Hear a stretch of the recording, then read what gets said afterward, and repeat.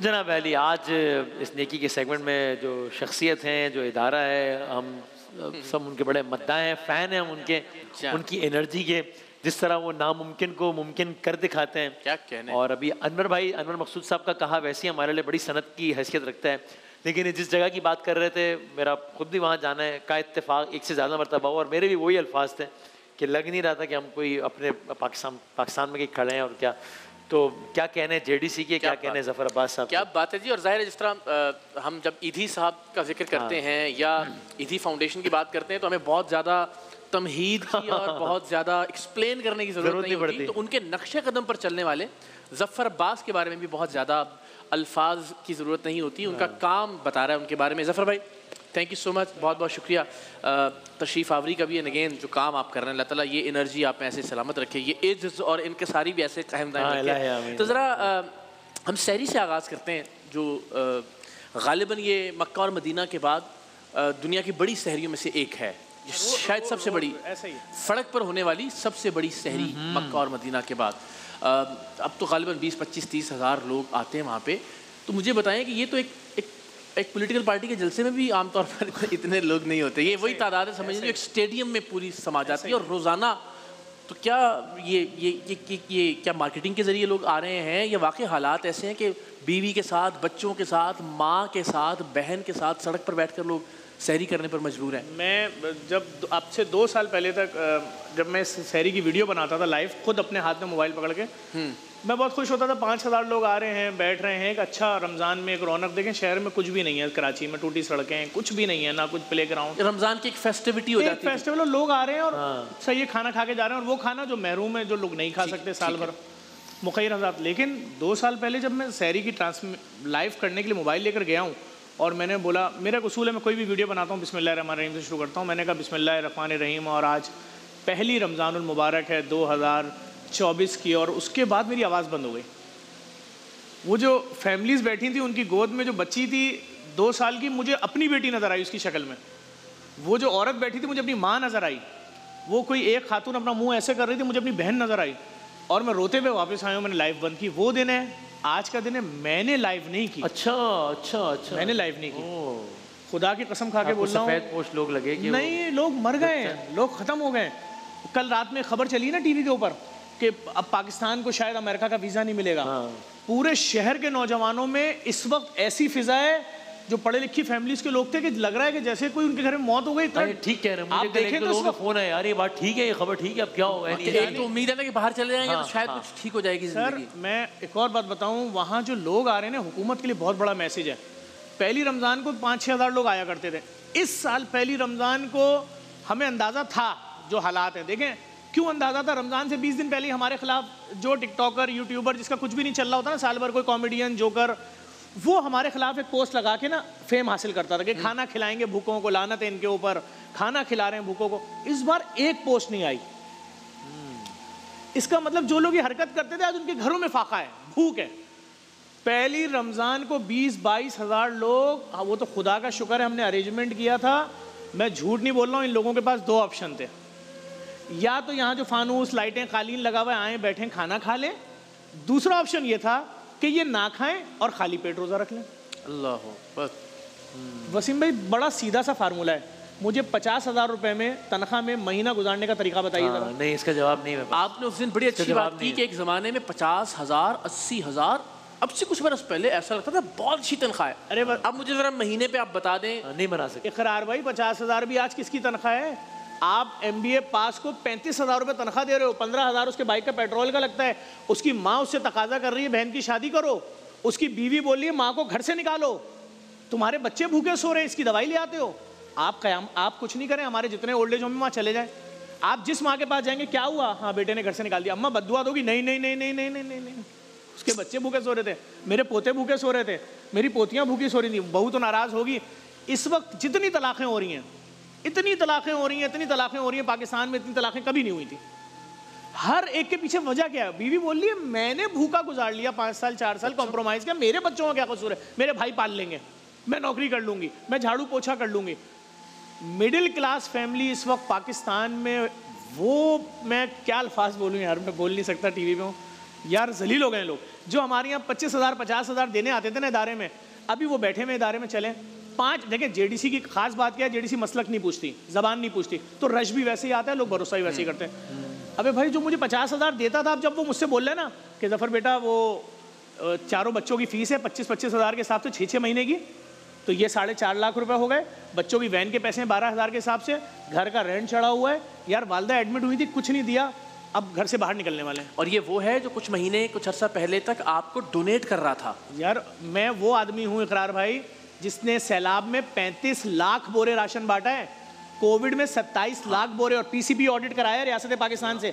इस रमजान आज 11वां रोजा है, 1 बोरा राशन नहीं बांटा है, 1 बोरा राशन नहीं बांटा है। क्या मतलब, क्यों नहीं भाई? रमजान में आप सोशल मीडिया पे क्या देखते थे कि इनके घर के बाहर 100 बोरे बट रहे हैं, ये एनजीओ 2000 बोरे बांट रही है। कौन सी पोस्ट याद है वसीम भाई आपको? सही कह रहे हैं, हर दूसरा आदमी राशन तकसीम कर रहा होता था। अच्छा मुझे आप एक पोस्ट दिखा दीजिए भाई, रमजान में एक दूसरे के घर अफ्तारी देने वाला सिलसिला खत्म हुआ तो आज 4 साल हो गए। लोग कह रहे हैं हमारे बच्चे नहीं खा सकते, हम किसी और के घर क्यों भेजें? आपको रोजा कुशाई के इनविटेशन कितने आए? एक भी नहीं। आप किसी के घर भेजिए मेरे बच्चे की रोजा कुशाई है, वो आपके लिए बद्दुआ करेगा कि मेरे बच्चे भूखे हैं, मैं तेरे बच्चे की रोजा कुशाई में आऊं और तुझे 1000 रुपए का लिफाफा दूं। खत्म। अब अमीर लोगों की पार्टियां हैं, भले वो रोजा कुशाई के नाम पे कर लो, आप कुछ भी कर लो। मिडिल क्लास आवाम के घर में भूख है, खाना नहीं है। अभी चैलेंज है, चैलेंज कई दफा बोल चुका हूं, हल्फिया कह सकता हूं, रोजे में हूं, कुरान की कसम खा के बोल सकता हूं, इस स्क्रीन पे लाखों लोग वो ये ट्रांसमिशन देख रहे हैं जिन्होंने सुबह अपने बच्चों को इसलिए सहरी में नहीं उठाया कि सारे बर्तन खाली थे। स्कूल के टाइम पे उठाया और झूठ बोला, बेटा हमारी आंख भी नहीं खुली, तुम भी उठे हो। अभी उनकी क़यामत का टाइम चल रहा होगा इस वक्त 4 बजे, क्योंकि खाना देना है अफ्तार में। अच्छा बात यह कि मैं ये दर्द हुक्मरानों को बता ही नहीं सकता। हुक्मरान यहाँ है, अवाम यहाँ है। अगर इस हल्के से कभी कोई बना होता वजीर, उसको पता होता ना कि जो तुम 18 घंटे की लोड शेडिंग कर रहे हो हमारे घरों में, ये आवाम पे गुजर क्या रही है। 3 घंटे लोड शेडिंग, 1 घंटा लाइट, सहरी में लोड शेडिंग गैस की, अफ्तारी में लोड शेडिंग। लोगों की हालत तो देखें, जिधर सुन रहे हैं उस कंपनी से 10,000 लोग निकाल दिए, उस कंपनी से 5,000। हर आदमी डिप्रेशन में। पहले मैं हर खुदकुशी वाले केस की वीडियो बनाता था कि वजह क्या थी। अभी मैं अगर किसी के भी घर जा रहा हूं तो अगले 10,000 केस तैयार हो रहे हैं कि ठीक है जफर, हम भी पर्चा लिख के जा रहे हैं कि माँ का कैंसर का इलाज है, बाप की दवाइयाँ हैं, बच्चों की स्कूल की कसम खुदा की हर दूसरा आदमी एप्लीकेशन में ही लिख रहा है बच्चों का एडमिशन कैंसिल हो गया, निकाल दिया।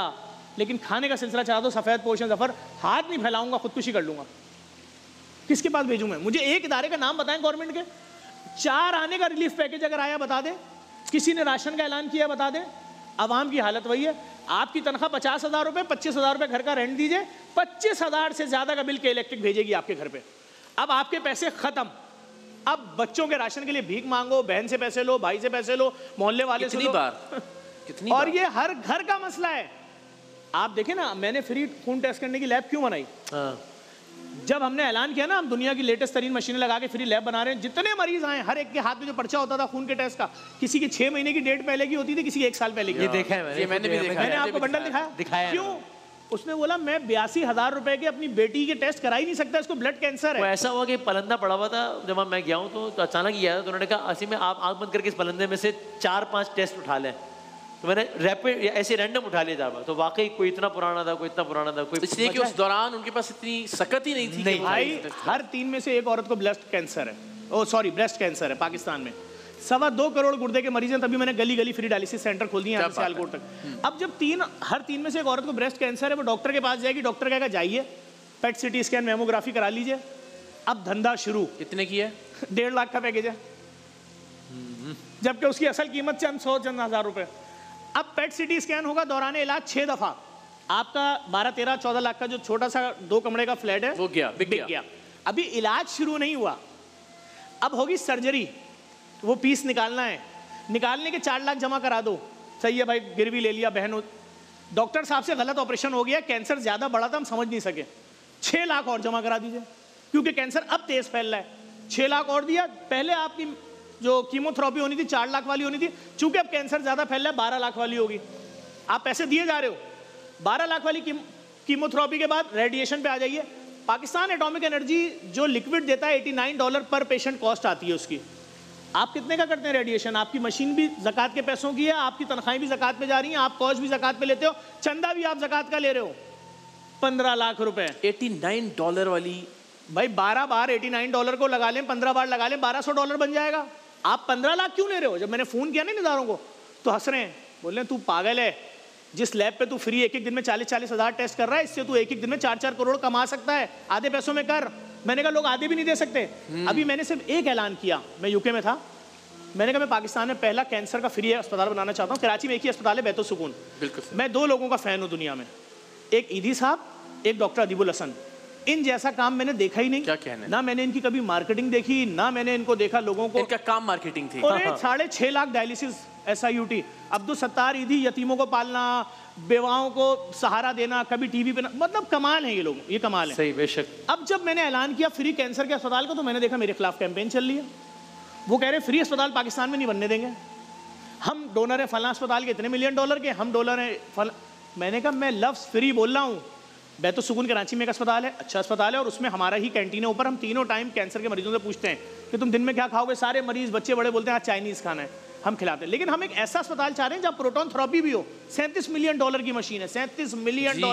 हम क्या चाहते हैं कि अगर किसी की बहन बेटी को कैंसर हो गया है तो जिस तरह अमीर की बेटी 40 साल जिएगी कैंसर के, ये भी 6 महीने में ना मरे। और ये 6 महीने में जब मरेगी तो पूरे घर को मखरूज करके मरेगी। डॉक्टर इससे सब कुछ ले लेगा, इसके पैसे, इसके घर बिक चुके होंगे, जेवर, सब। मैंने मैयतें रिलीज कराई हैं प्राइवेट अस्पतालों से, मैंने वीडियो बना के डाली है। सिक्योरिटी गार्ड उसकी बीवी ले गई अस्पताल, वो बगैर पूछे। उसने 2 बेटियां थी उसकी, 80 गज का घर था। डॉक्टर ने प्राइवेट अस्पताल ने पैकेज दिया, अब तो पैकेज देते हैं कि 5.5 लाख रुपए लगेगा। उन्होंने कहा 5.5 लाख ले लो, बेटियों के जेवर से बढ़ के क्या है, पूरी जिंदगी की जमा पूंजी। उन्होंने बोला 9 लाख लगेंगे। अब क्या है, हमारे पास तो कुछ भी नहीं है, ये हमारा 80 गज का घर है, ले आओ फाइल। 14 लाख लगेंगे और पैसे लाओ। उसने बोला नहीं है, अपने घर के बहन की 2 कमरों की फाइल रखवा दी। उन्होंने कहा 9 लाख और लग गए, शौहर मर गया, मैयत उस वक्त देंगे जब 9 लाख दोगी। या अल्लाह, वो जैसे तैसे मैयत लेकर आ गए। अब मैं अपनी लेबोरेटरी में दाखिल हो रहा हूँ, एक औरत हिजाब करके खड़ी हुई है, उसके साथ 2 उसकी बेटियां खड़ी हैं 22-26 साल। बोलती है बेटा सिर्फ एक बात सुनते चले जाओ। मैंने कहा बोले अम्मा। मैं सर नीचे करके खड़ा हो गया। बोली ये मेरी 2 यतीम बेटियां हैं, मेरा घर इस प्राइवेट अस्पताल ने रखा हुआ है, लेकिन मेरा घर ले ले, मैं झाड़ू पोछा कर लूँगी, मेरी बहन के फ्लैट दिलवा दे बेटा। मैंने पूरा केस सुना, मैं उस अस्पताल गया, मेरे जाने पे क्या उन्होंने फ्री में दे दिए होंगे वापस? डिस्काउंट दिया? नहीं, 9 लाख लिए। मैंने चेक दिया। ये हाल है। अभी जो लोग पूरी दुनिया में बैठे मेरे आपके आसपास, इसी शहर में, इसी मुल्क में, आपको झूठ नहीं बोल रहा हूँ, ये जो हम रोजगार स्कीम में मोटरसाइकिलें दे रहे हैं ना पुरानी, जिसपे हमारा लोग मजाक उड़ा रहे हैं कि पुरानी मोटरसाइकिलें दे रहा है, ओ भाई पुरानी मोटरसाइकिल भी अब 40,000 की आ रही है। हम तो सिर्फ ये कह रहे हैं 40,000 की बाइक ले, कहीं राइडर लग जा 50,000 कमा ले, डिलीवरी मैन लग जा 50,000 कमा ले। और मैं फिर कह रहा हूँ, हुकूमत को भी मैसेज दे रहा हूँ, ये जो JDC की शहरी में 30-30 हज़ार लोग रोड पे बैठ के खा रहे हैं ना, मेरी बहन बेटी माँ पे अगर ये वक्त आया, मैं जफ़र अब्बास कम से कम खुदकुशी कर लूँगा। ये जिस आलम में लोग आ रहे हैं ना, इनके पास ऑप्शन कोई दूसरा नहीं है। जिस दिन ये घरों से बाहर आएंगे, अभी बाहर आने के लिए रेडी हैं, अब ये रेडी हैं, इनके पास कुछ भी नहीं है। आपके पूरे स्टूडियो में जितना स्टाफ है, उस वक्त आप इनके चेहरों पे हंसी तो दिखाओ। मैं कह रहा हूँ ना, मेरे खिलाफ हजारों कैंपेन चलती थी भाई, जिस यूट्यूबर टिकटॉकर की कोई इज्जत नहीं होती थी, लोग उसको भूल गए होते ना। मुझे एक बार लानत देता था, कुछ लोग मेरी सपोर्ट में आते थे, कुछ उसकी मुखालफत में आते थे, वो दोबारा जाग जाता था कि भाई यूँ। अभी एक साहब ने मेरे खिलाफ पोस्ट लगाई तो मेरी टीम ने उनसे रब्ता किया कि आपने इतना जहर उगलाया JDC के खिलाफ। कह रहे हैं हाँ, मैंने जफ़र को 4 बार अपने पॉडकास्ट में बुलाया, नहीं आया, तो मैंने इसके खिलाफ लिख दी तहरीर। तुम्हारी उस तहरीर से मेरा फ्री डायलिसिस सेंटर 12-14 डैमेज होंगे, हर सेंटर का 1 करोड़ 30 लाख रुपए खर्चा है। मेरी लैब जहाँ से 48 लाख खून के टेस्ट 1 साल में हुए, अमेरिका, लंदन, कनाडा, ऑस्ट्रेलिया में किसी ने जुर्रत नहीं की फ्री लैब खोलने की। ये इतनी बड़ी माफिया है। मैंने अरबों रुपए की मशीनें लगाई जो पाकिस्तान के किसी सरकारी अस्पताल में नहीं है, किसी प्राइवेट अस्पताल में नहीं। और बाहर बोर्ड क्या लगाया कायदा तुमके मज़ार के गेट पे, यहाँ खून के टेस्ट मुफ्त किए जाते हैं। तो तुम अपना कोई भी इज़हार ख्याल करके लोगों को डैमेज करो ताकि ये खून के, असल में माफिया पैसा खर्च करती है। अब लैब माफिया 10 किलोमीटर के एरिया से खत्म हो गई। तो क्या करते थे, जहां आप जाके 80,000 रुपए देते थे अपने खून के टेस्ट, आज वहां कोई भी यतीम आता है, उसको बोलना भी नहीं मैं यतीम हूं। स्टेट ऑफ द आर्ट मशीनों पे टेस्ट सर, वो मशीनें कहीं भी नहीं है। बैंकों के मालिकान अपनी माओ के इलाज कराने आ रहे हैं। अगर मुझे पाकिस्तानी कम्युनिटी ने सपोर्ट कर दिया, मैं सियालकोट तक पहुंच गया हूं, मैं पूरे पाकिस्तान की जान लैब माफिया से छुड़ा दूंगा और शमीम शेखानी कैंसर फ्री अस्पताल जो जेडीसी बनाने जा रही है, ये पाकिस्तान के हर शहर में होगा। गरीब का बेटा भी वैसे ही 50 साल जिएगा कैंसर का इलाज करा के, जैसे अमीर का बेटा जीता है। गरीब की माँ भी वैसे ही जिएगी जैसे अमीर की माँ जीती है। हमारी लाइन बड़ी क्लियर है। और एक खास दरखास्त हम जरा जो बैरून मुल्क मुकीम ओवरसीज कम्युनिटी से उनसे जरूर करते हैं यूके, क्योंकि आप लोग का देखें मुझे £1 होता है, $1 होता है, वो अच्छे पैसे बन जाते हैं यहाँ पे। वसीम भाई, छोटी सी जी, आपके 1 पाउंड से मैं 6 खून के टेस्ट किसी भी मरीज के मुफ्त कर रहा हूँ, जो वो मार्केट में जाके 18,000 रुपए के कराता था, भीख मांग के बहन भाइयों से पैसे का जमा करता था। मैंने इतनी बड़ा प्लांट लगा दिया है पूरे पाकिस्तान में। डेंगू और मलेरिया ऑटोमेशन पे अगर कोई कर रहा है तो सिर्फ जेडीसी लैब। क्या कहना है, क्या कहना है। और आप चाहें तो मतलब बिल्कुल, अगर आप कोई मैंने अपनी खुद तसल्ली करना चाहते हैं तो जब पाकिस्तान आए तो आप विजिट करें वो लैब्स। अनवर भाई ने विजिट किया, अनवर मकसूद साहब ने, मैंने देखा है, तो हमने देखा है कि वाकई किस तरह से मैंने तो हर चौरंगी पे सेंटर बना दिए। सरजानी से लेकर लियारी तक हर चौरंगी पे फ्री डायलिसिस सेंटर, मलिर काला बोर्ड से लेकर गुलशन, डिस्को, कायदा, ये डाखाना, हर चौरंगी पे सारे प्रोजेक्ट चौरंगी पे। कराची में फैले हुए हम देखते हैं, तो बस आप कराची लैंड करो और जहाँ आपका दिल करे वहाँ चले जाएं और देखने, चाहे मुर्दा खाना हो, उसकी अलग एक पूरी दास्तान है। स्कूल फ्री बना दिया, ओ लेवल का स्कूल भी देखा है मैंने, वो भी देखा है। और स्कूल में कौन सी सहूलत नहीं है जो किसी भी अमीर ज़ादे को या अमीर के बच्चे को नहीं मिलती। माशाल्लाह, सलामत रहें। आप सबसे एक दरखास्त की ज़ाहिर है जेडीसी के हाथ तो मजबूत कीजिए। जफ़र भाई और इन जैसी जो शख्सियात जुटी हुई हैं पाकिस्तान और पाकिस्तानियों की खिदमत में, इनकी सेहत के लिए, इनकी हौसला मंदी के लिए भी दुआ ज़रूर कीजिए। बिल्कुल ऐसा ही है। मतलब मैं आपने सेहत के लिए कहा, मैं उनको अक्सर कहता रहता हूँ कि भाई वो पिछले दिनों ये बता रहे थे तो कि कोलेस्ट्रॉल लेवल इतना हाई हुआ है, शुगर लेवल। मैं कहा भाई अल्लाह के बंदे, आप जैसे लोगों की हमें जरूरत है हमारे सोसाइटी को, तो आप ख्याल करें अपना। मैं आपको देखिए लाइव ट्रांसमिशन बता रहा हूँ।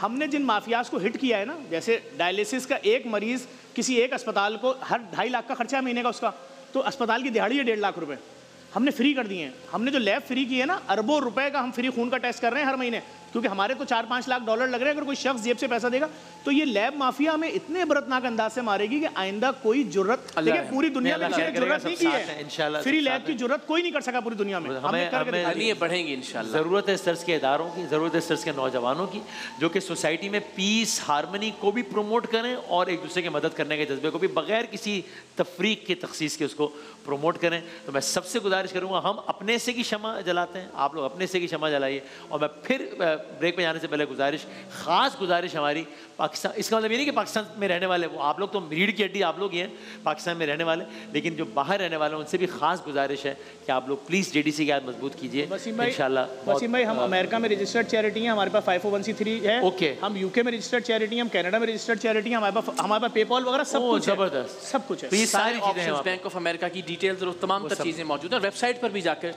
jdcwelfare.org, वहाँ जाकर भी आप तमाम तफसीलात मालूम कर सकते हैं, ऑनलाइन भी डोनेट कर सकते हैं। अब ब्रेक पे जाने से मैं कहूँगा ये हम इस नौजवान के लिए और इनके इदारे के लिए हम कम से कम जो कर सकते हैं कि अशरा रहमत के आखिरी घड़ियाँ हैं, बहुत दुआ कीजिए अल्लाह ताला उनको बहुत कामयाब करें। ज़कात दे दें, सिर्फ थोड़ा ज़कात दे दें, जान छुड़ा दूंगा पाकिस्तानी अवाम की माफिया से इंशाल्लाह। और बहुत सारी दुआओं के साथ, बहुत सारी तालियों के साथ भी रुखसत करते हैं फिर जफ़र अब्बास और जेडीसी। ब्रेक के बाद आते हैं हम दोबारा।